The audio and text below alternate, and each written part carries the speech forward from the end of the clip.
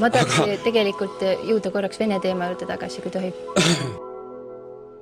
Nimelt, me oleme natukene nagu suluseisu sattunud praegu sellega seoses, et Euroopa nagu justkui laguneb jälle blokkideks ja meie oleme väga USA-meelsed. Kogu Ida-Euroopa on nõus tegema koostööd. Lääne-Euroopa seevastu vaatab ka Süüria kriisi lahendamise puhul just Putini poole.